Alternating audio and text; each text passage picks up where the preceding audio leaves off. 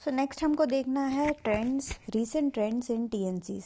तो अगर हम रीसेंट ट्रेंड्स की बात करें, हमें थोड़ा सा पुराने ट्रेंड्स भी देखने पड़ेंगे। यहाँ पे हमें एक डेटा दे रखा है 1996 और 1997 का डेटा दे रखा है।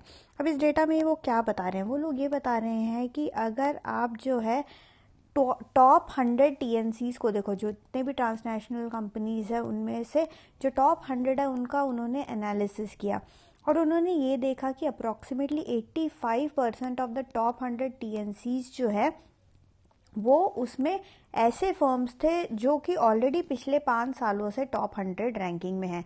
सो जो टॉपर्स थे वही टॉप में हैं और वो सारे जो जितने भी टीएनसी जो टॉप के हैं वो सब कहाँ से आते हैं, वो मेनली आपको यूरोपियन यूनियन रीजन से दिखेंगे या फिर आपको वो यूएस से दिखेंगे या फिर वो जापान से दिखेंगे। सो इन कंट्रीज़ में जो है या तो यूरोपियन यूनियन होगा या यूएस या फिर जापान से आपको मैक्सिमम जो टीएनसीज है जो कि डोमिनेट करते हैं। अगर हम यहाँ पे बात कर रहे हैं टॉप 100 की, सो टॉप 100 में यही लोग जो है ज़्यादातर जो है वो डोमिनेट करते हैं। एंड इस डेटा में भी अगर हम एसेट सेल और एम्प्लॉयमेंट की बात करें तो यहाँ पे जो भी जैसे कि लाइक 1997 और 6 इन दोनों का अगर हम डेटा देखें तो एसेट्स की अगर हम बात करें तो फॉरेन एसेट कितना रहा है, जो total amount of foreign asset है which was held by all this top 100 TNCs. अब हम यहाँ पे ये डेटा में खाली टॉप 100 के बारे में बात कर रहे हैं। सो जो टॉप 100 यानी कि द टॉप 100 पूरे वर्ल्ड के जो लार्जेस्ट टीएनसीज जो है, ओके, तो उन्होंने क्या किया, उनका जो एसेट्स था इट वॉज अबाउट 1.8 ट्रिलियन। ये जो सारा डेटा है ये अबाउट 1.8 ट्रिलियन के जो है अराउंड आता है। अगर हम सेल्स की बात करें तो ये सेल्स कितना रहता है, it will be around 2.1 trillion. Okay, और ये जो है रिलेटिवली देखो आप सिमिलर ही डेटा है, ज़्यादा ऐसा नहीं है कि डेटा में बहुत ज़्यादा डिफरेंस है। इन दोनों ईयर्स में जो है वो डेटा ऑलमोस्ट बराबर का ही जो है डेटा, चेंजेस इसमें काफ़ी कम चेंजेस है। अगर हम largest increase in foreign exchange देखें कि लार्जेस्ट इंक्रीज कहाँ हुआ है फॉरेन सेल्स का, अगर सेल्स में लार्जेस्ट आपको दिखेगा जापान में। सो जापान एक ऐसी कंट्री है जहाँ पे आपको largest increase in foreign sales दिखेगा जो कि एक्चुअली रियलाइज हुए थे। फिर हम अगर बात करें एम्प्लॉयमेंट की, so the total number of foreign employees of the largest this TNCs were estimated to be about 5 million. Okay, so this figure is around 5 million. So ये जो है 1996 और 1997 के डेटा को यहाँ पे जो है एक बार उन्होंने देखा है, जिसमें कि वो ये देख रहे हैं कि जो यहाँ पे टॉप 100 लार्जेस्ट टीएनसीज को जो है वो यहाँ पे एनालाइज कर रहे हैं। और ये सारे टीएनसीज वही हैं, इनमें से 85%, ऐसा नहीं है कि कोई नया टीएनसी बन के आ रहा है, इनमें से 85 टीएनसीज ऐसे हैं जो कि ओवर द लास्ट 5 ईयर से ऑलरेडी जो है वो नंबर 100 टॉप 100 में वो ऑलरेडी प्लेस्ड थे। Okay, and all these belongs to these European Union nations, और हमारे यूएस हो गया और जापान हो गया। इन कंट्रीज से जो है मेनली जो है यहाँ के सारे टॉप 100 के जितने भी टीएनसीज है वो इन नेशन से बिलोंग करते थे। अगर हम कंट्री वाइज देखने की कोशिश करें कि भाई ये जो हम टॉप 100 की बात कर रहे हैं, टॉप 100 हमारे जो टीएनसीज थे, इनमें एक कॉमन चीज़ यही था कि इनके जो हेड ऑफिस थे, इनके लोकेशंस, ऑब्वियसली हम ये 3 जगहों पे ही फोकस कर रहे हैं, इन 3 जगहों पे ही ये टॉप 100 के लोग थे।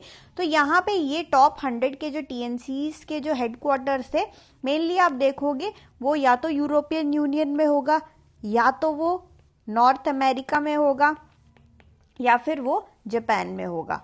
ओके, तो ओवर 1990 पूरा अराउंड 1990 का जो वो दौर था उसमें ये जो परसेंटेज था अबाउट 85 to 87% रहा है। ओके, एंड अगर हम बात करें कि ये जो कंपनीज है जो टॉप 100 में, वो कौन से जगह, कौन से सेक्टर में, कि भाई ये कौन से सेक्टर से बिलोंग करती थी, क्या वो बैंकिंग के थे, क्या वो इलेक्ट्रॉनिक के थे, किस चीज़ के थे, तो मेनली ये देखा गया है कि भाई इधर दे वेयर ऑटोमोटिव सेक्टर, या फिर इलेक्ट्रॉनिक सेक्टर से थे, या फिर इलेक्ट्रिकल इक्विपमेंट के थे, या तो पेट्रोलियम के थे या पेट्रोलियम का कोई ना कोई प्रोडक्ट बनाता हुआ कोई इंडस्ट्री होगा। तो ये सारे थे मेनली, ये जो टॉप 100 जो थे जितने भी टीएनसीज थे, they were mainly related to this sector, this particular sector के कंपनी ज़्यादा थे।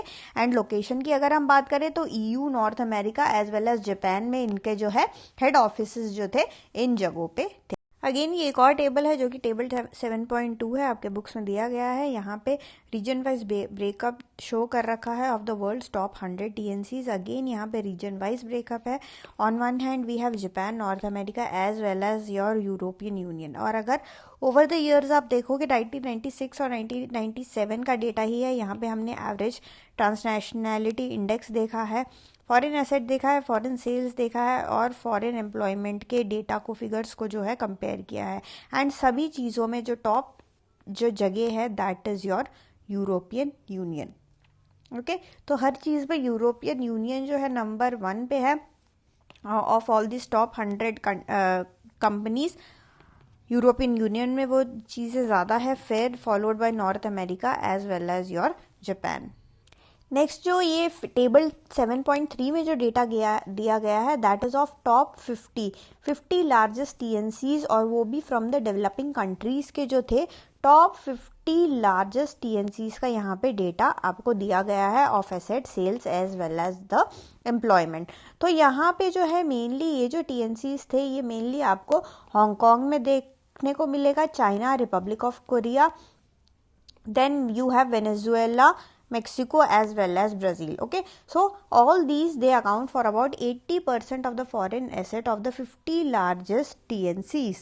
और अगर हम बात करें कि भाई ये लोग जो है कौन से टॉप 50 जो है जो कि डेवलपिंग कंट्री से आते हैं, यहाँ टॉप 50 की यहाँ बात कर रहे हैं, ये मेनली आपको फूड एंड बीवरेजेस इंडस्ट्री से जो है ज़्यादा मिलेगा, पेट्रोलियम इंडस्ट्री से ज़्यादा मिलेगा as well as construction industries. तो ये जो टॉप 50 थे जो कि डेवलपिंग कंट्रीज के टीएनसीज थे, they were engaged in beverages, petroleum as well as your construction. Okay, so इसके अलावा नेक्स्ट जो हमें देखना है that is related to issues as well as controversies जिसमें कि टीएनसीज जो है पड़ जाते हैं। सो क्या क्या इश्यूज एंड कॉन्ट्रोवर्सीज जो है that are related to TNC हम देखेंगे। सबसे पहला है with respect to their conflict of interest. अब क्या होता है कि टीएनसीज का इंटरेस्ट जो होता है वो अलग रहता है, वो मेनली जो है प्रॉफिट बनाने के मोटिव से जो है वो लोग आते हैं, एंड वो किसी ना किसी होस्ट कंट्री में आते हैं ना, किसी थर्ड कंट्री में वो लोग आते हैं। अब ये लोग जो प्रोडक्ट बनाते हैं, ये जो टीएनसी जो प्रोडक्ट बनाते हैं, वो ज़रूरी नहीं है कि उस होस्ट कंट्री के जो उस होस्ट कंट्री का भी कुछ ना कुछ तो एम होगा, डेवलपमेंट का कुछ ना कुछ उन्होंने भी प्लानिंग बना रखी होगी। तो ज़रूरी नहीं है कि भाई ये जो प्रोडक्ट्स बना रहे, ये हमारा टीएनसी जो प्रोडक्ट बना रहा है, ज़रूरी नहीं है कि वो अलाइन करे with all these goals of this host country. तो इन दोनों का गोल अलाइनमेंट में जो है वो दिक्कत हो सकता है। तो कभी कभी ऐसा हो सकता है कि ये लोग होस्ट कंट्री से जो है रिसोर्सेज वगैरह यूज़ करते हो, पर इन रिटर्न वो ऐसे प्रोडक्ट्स नहीं बना रहे जो कि होस्ट कंट्री का जिससे फ़ायदा हो। तो ये थोड़ा सा कॉन्फ्लिक्ट ऑफ इंटरेस्ट का जो है यहाँ पे इश्यू आ सकता है। सेकंड जो इश्यू इनको फेस करना पड़ता है वो ये है कि देखो, अब ये इश्यू नहीं है, ये टीएनसी जो है वो उनको बस प्रॉफिट बनाना है। उनको जो है कस्टमर सेंटर को, जो भी कस्टमर सेक्टर्स हैं उसको जो है एक्सप्लॉइट करके उनको क्या करना है, प्रॉफिट उनका जो है मेन मोटिव यहाँ पे रहता है। तो वो क्या करते हैं, वो मोनोपोली जो है बना देते हैं लोकल सेक्टर्स। कोई भी एक सेक्टर उठा लेते हैं, लाइक ऑटोमोबाइल सेक्टर उठा लिया लोकल का, और लोकल में कोई बंदा, कोई छोटा सा कंपनी चल रहा होगा, वहाँ का छोटा इंडस्ट्री होगा, वो लोग क्या करते हैं, बहुत सारे पावर, और ये टीएनसी से आपको पता ही है इनके पास बहुत ज़्यादा पावर और बहुत ज़्यादा रिसोर्सेज होता है, बहुत ज़्यादा पैसा होता है, इनके बड़े बड़े R&D के टीम्स होते हैं। तो ये लोग सब आके क्या कर देते हैं, वो मोनोपोली जो है अपना कब्जा जमा लेते हैं उस पर्टिकुलर इंडस्ट्री में। और वो जो लोकल लोग हैं, लोकल इंडस्ट्रीज जो है वो वहाँ पे वो सर्वाइव ही नहीं कर पाते हैं। ओके, सो यहाँ पे जो है थोड़ा सा ये कंट्रोवर्सी में इसलिए वो लैंड कर जाता है। थर्ड जो चीज़ है वो है ट्रांसफ़र ऑफ टेक्नोलॉजी। अब भाई टीएनसीज़ के पास हमें पता ही है, टीएनसीज़ के पास जो है बहुत ज़्यादा जो है क्या रहता है, रिसोर्सेज रहता है, बहुत ज़्यादा पैसा रहता है, उनका R&D का टीम बहुत ज़्यादा स्ट्रॉन्ग रहता है इनके। तो अगर पर्टिकुलर पता है कि किसी कंट्री में ये लोग R&D का पूरा ऑफिस ही बनाते हैं कि वो ऑफिस में जितने लोग होंगे खाली रिसर्च एंड डेवलपमेंट ही करेंगे। तो इनके पास बहुत ही ज़्यादा जो है वो रिसोर्सेज रहता है। अब यहाँ पे क्या रहता है कि भाई टीएनसी के पास जो है टेक्नोलॉजी जो है बहुत ज़्यादा, कभी कभी बहुत अच्छा लेटेस्ट हाई फाई टेक्नोलॉजी इनके पास रहता है, और ये क्या करते हैं, होस्ट कंट्री इनसे मांगता रहता है कि भाई हमारे साथ भी ये टेक्नोलॉजी शेयर कर लो। ये लोग थोड़े से हेसिटेंट होते हैं अपने टेक्नोलॉजी को शेयर करने में, अपने टेक्नोलॉजी को ट्रांसफ़र करने में to this host countries. Okay, next with respect to market share. अब मार्केट शेयर में हम क्या बोल रहे हैं कि भाई ये जो है अपना मार्केट शेयर जो है भाई कुछ भी, ये अपना उस होस्ट कंट्री में मार्केट शेयर अपना कब्जा जमाने के लिए कुछ भी कर सकते हैं, किसी भी प्रकार का ये टैक्टिक करेंगे, पैसा फेंकेंगे या कुछ भी करेंगे, ये मार्केट शेयर को पूरा लाइक वही मोनोपोली वाली बात आ गई है, पूरा का पूरा इनको कब्जा चाहिए पूरे मार्केट पे। दूसरे जो है वो जो दूसरे छोटे छोटे इंडस्ट्रीज है उन सबको वो लोग भगा देते हैं और अपना कब्जा जमाए रखते हैं। Next you have with respect to taxes. अब कभी कभी क्या रहता है कि ये लोग क्या करते हैं, गवर्नमेंट को जो है ट्रांसफर प्राइसिंग मैकेनिज्म से ये जो है टैक्सेस गवर्नमेंट को जो है, जो होस्ट कंट्री के गवर्नमेंट होते हैं उनको टैक्सेस नहीं देते हैं। तो टैक्सेस नहीं देते तो होस्ट कंट्री का भी कुछ फ़ायदा नहीं होता, तो रिसोर्स वो होस्ट कंट्री का यूज़ कर रहा है पर टैक्स यहाँ वो पे नहीं करते, अपने दूसरे कंट्री में पे करते हैं। तो इस कारण क्या होता है, होस्ट कंट्री को तो कुछ फ़ायदा ही नहीं हो रहा ना, होस्ट कंट्री वो तो फालतू में लुट रही है, उसका मतलब रिसोर्सेज भी जा रहा है, उसको ना रिटर्न में पैसा मिल रहा है in the form of tax, कुछ ऐसे मिल रही रहा खास। सो यहाँ पे जो है ये थोड़ा सा प्रॉब्लम में लैंड करता है, थोड़ा सा कंट्रोवर्शियल है टीएनसी के लिए ये वाला पॉइंट। नेक्स्ट अगर हम हाई पोजीशन की बात करें, हाई पोजीशन यानी कि विथ रिस्पेक्ट टू रिक्रूटमेंट, अगर भाई रिक्रूटमेंट वगैरह हो रहा होगा ना, ये लोग क्या करेंगे, अपने बंदों को रखेंगे टॉप पोजीशन में, सीईओ हो, एमडी हो, जो सीनियर मैनेजर पोस्ट होते हैं, जो असिस्टेंट जनरल मैनेजर्स, बड़े बड़े पोस्ट होते हैं, उन सारे पोस्ट में ये अपने देश के बंदों को भर देते हैं, अपने टाइप के बंदों को भर देते हैं, अपने एथनिसिटी के लोगों को भर देते हैं। ओके, सो ये लोग अपनी कंट्री के बंदों को भर देते हैं, जो होस्ट कंट्री के बंदे हैं उनको जो है एम्प्लॉयमेंट में नहीं रखते हैं। सो यहाँ पे ये भी again it lands them in trouble. Next हम अगर बात करें कि भाई ये होस्ट कंट्री के लिए जो है बैलेंस ऑफ पेमेंट का प्रॉब्लम जो है वो खड़ा कर सकते हैं। नेक्स्ट अगर हम लिंकेजेस की लिंकेजेस में हम ये देख सकते हैं कि भाई जो टीएनसीज होते हैं ये फॉरवर्ड और बैकवर्ड लिंकेजेस जो है क्रिएट नहीं करते हैं, जिसके कारण जो होस्ट कंट्री होती है वहाँ पे इंडस्ट्रियलाइजेशन जो है वो ज़्यादा नहीं होता, इंडस्ट्रीज़ वगैरह जो है ज़्यादा बन नहीं पाते हैं। ओके, क्योंकि ये अपने रिसोर्सेज के साथ आते हैं, इनका सब कुछ अपना टीम को लेके आते हैं, तो जो लोकल को वो हायर नहीं कर रहे, बड़े पोजीशन में ये लोगों को लोकल होस्ट कंट्री के लोगों को कुछ रख नहीं रहे हैं, ना टैक्स देते हैं इन लोगों को, तो ऐसे में ये ना कोई फॉरवर्ड लिंकेज बन रहा है इनका, ना बैकवर्ड लिंकेज बन रहा है, तो जो होस्ट कंट्री है वहाँ पे तो कुछ इंडस्ट्रियलाइजेशन जो है होता ही नहीं है, तो कोई फ़ायदा नहीं हो रहा होस्ट कंट्री को इन लोगों से।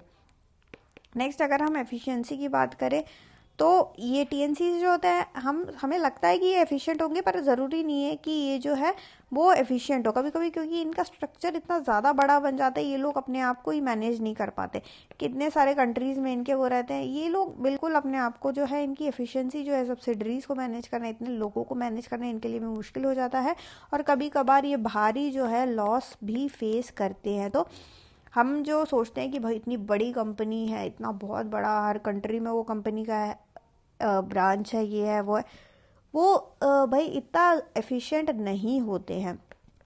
नेक्स्ट अगर हम डोमिनेंस की बात करें कि भाई टीएनसी कैसे अपना डोमिनेंस दिखाती है, वो क्या करती है, मर्जर करती है, एक्विजिशन करती है, और कंपटीशन को ही हटा देते हैं। उन्हें लगता है कि भाई ये मैं कोई, जैसे कल कोई ऑटोमोबाइल इंडस्ट्री में वो जाने की कोशिश कर रहा है, तो वहाँ पे कोई लोकल कंपनी होगा जो कि ऑलरेडी लीडर होगा, तो वो क्या करेगा, उस कंपनी को क्या करेगा, या तो उसके सबको मर्ज कर लेगा या खरीद लेगा या जॉइंट वेंचर कुछ ना कुछ जो है इस तरीके का करेगा, और अपना डोमिनेंस जो है उस क्षेत्र में, उस रीजन में जो है वो दिखाने की कोशिश करेगा।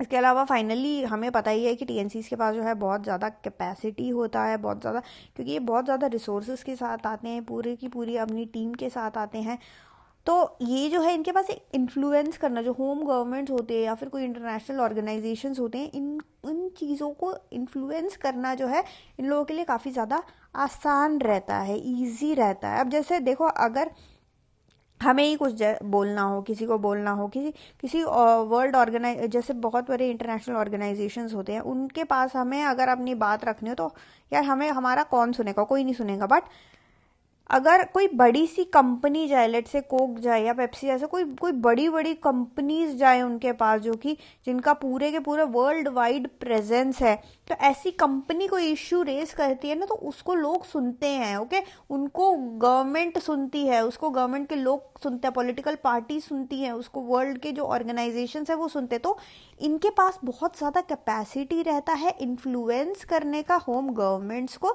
As well as all these international organizations. Okay, तो ये कभी कभार क्या करती हैं, इनको इनको तो भाई प्रॉफिट चाहिए, प्रॉफिट से मतलब है इनको प्रॉफिट चाहिए, अपना डोमिनेंस बनाना है हर जगह, मार्केट शेयर कैप्चर करना, यही चीज़ें इनको आती है, जॉइंट वेंचर वगैरह से ये लोग उसको कर लेते हैं। अब कभी कभार अपने पावर को, अपने कैपेसिटी को वो जो है अपने फ़ायदे के लिए यूज़ करते हैं, रूल्स वगैरह काफ़ी बेंड हो जाते हैं, पैसे वगैरह फेंक फेंक के या वॉट एवर, लॉ वगैरह जो है कभी कभी ब्रेक ये लोग कर भी देते हैं, but at what cost, cost उसका बेयर करना पड़ता है उस होस्ट कंट्री को, उस बेचारी होस्ट कंट्री को भाई, जिसके जो है हाई पोजीशन में ना, जिसके एम्प्लॉयज़, जिसके जो है जो सिटीजन्स है वो एम्प्लॉय नहीं हो रहे हैं, जिसको जो है, जिसका जो है लोकल जो लोकल इंडस्ट्रीज़ है वो बिकते चले जा रहे हैं इन लोगों के टीएनसीज के चक्कर में, जो है टीएनसीज उनका मर्जर कर रही है या फिर उनको मोनोपोली बना के उनको आउट कर रही है बिजनेस से। तो वो जो लोकल होस्ट कंट्री के लोग हैं, लोकल जो होस्ट कंट्री के इंडस्ट्रीज़ हैं, वो सब जो है इस चीज़ को सफ़र करते हैं। इंडियन पर्सपेक्टिव में भी भाई वही बात आती है कि भाई 1990 से पहले तो बहुत ज़्यादा इंडिया भी इतना खुला नहीं था, इंडिया में भी एलपीजी रिफॉर्म्स वगैरह उस टाइम भी आए नहीं थे। एलपीजी रिफॉर्म्स के बाद ही आप लोग जो है ये सब देखोगे इंडिया में, अगर हम बात करें तो इंडिया में भी ये टीएनसीज वगैरह जो है ये एलपीजी वगैरह के बाद ही आए थे। जो भी हमारा एलपीजी रिफॉर्म्स हुए थे 1990 के बाद में, उसके बाद ही हमारे ये सारे इंडिया में आए थे। और इंडिया में आने के बाद भी जो टीएनसीज ने है कंज्यूमर इंडस्ट्री में आप देखो तो उन्होंने अपना कब्जा जमाए रखा है, एंड 60 to 70% मार्केट शेयर जो स्टिल, अगर हम इंडियन डोमेस्टिक मार्केट में देखें तो वो इन टीएनसीज के पास ही, बड़े बड़े कंपनीज ही मेनली। आप छोटा सा एक साबुन तक ले लो, ओके, वो साबुन भी कौन सी कंपनी का होगा, वो किसी बड़े टीएनसी का होगा, किसी बड़े मल्टीनेशनल बहुत बड़े किसी कंपनी का होगा। ओके, तो उन्होंने इतना ज़्यादा उन्होंने मार्केट सैचुरेशन कर रखा है, इतना ज़्यादा वो अपना जो इकोनॉमीज ऑफ स्केल है उसका फ़ायदा उठा के सस्ते प्रोडक्ट्स भी हमको दे रहे हैं, क्वालिटी भी ठीक ठाक दे रहे हैं। तो इतना ज़्यादा उन्होंने जो है मार्केट को सैचुरेट कर रखा है कि हम जो है अपने अपने इंडिया के ही लोकल प्रोडक्ट्स को नहीं लेते हैं, मेड इन इंडिया वाले प्रोडक्ट्स को हम कभी कभार नहीं लेते। हमें एक्चुअली पता ही नहीं चलता कि हम ये ना, एक्चुअली ये टीएनसीज के जो प्रोडक्ट्स होते हैं वो इतने नामों से आते हैं कि आपको पता ही नहीं लगेगा कि किसका प्रोडक्ट है। जब आप पूरा रैपर में पूरा हर चीज़ एक एक देखोगे, पढ़ोगे कि ये मेड इन कहाँ है, मैन्युफैक्चर कहाँ हुआ है, क्या हुआ है, तब आपको पता लगेगा अच्छा ये तो ये कंपनी का, एंड ये कंपनी सब जो है एक ही खानदान से बिलोंग करती है, वो आपको फाइनली पता लगेगा। क्योंकि बहुत सारे ब्रांड्स के जो प्रोडक्ट है वो बनाते हैं और मार्केट को इन्होंने एकदम सैचुरेट करके रखा है कि भाई बंदा अगर 10 में से एक कोई प्रोडक्ट लेना तो प्रोडक्ट को चूज भी करना चाहिए, 10 में से 8 प्रोडक्ट इन्हीं लोगों के होंगे, इसी मेन कंपनी जो एक मदर कंपनी होती है वो इन्हीं कंपनी का ही रहेगा। तो सैचुरेशन इनका बहुत ही ज़्यादा है। ओके, सो इसी के साथ हमने ये यूनिट को कंप्लीट कर लिया। यूनिट 7 हम पढ़ रहे हैं ट्रांसनेशनल कॉर्पोरेशन, जिसमें हमने जो है टीएनसीज के बारे में काफ़ी कुछ पढ़ा और फर्म्स जो है टीएनसीज क्यों बनती है वो हमने देखा। देन फीचर्स ऑफ टीएनसी के कुछ स्पेशल फीचर्स होते हैं वो भी हमने देख लिया, and we studied about the theories as well as the recent trends जो कि टीएनसी में आपको देखने को मिल रहा है। एंड फाइनली हमने काफ़ी सारी इश्यूज एंड कंट्रोवर्सी भी देखे which are surrounding all these TNCs. So that's it for this session. Thank you so much for watching. Like, share and subscribe to Riya's classes. Thank you and bye bye.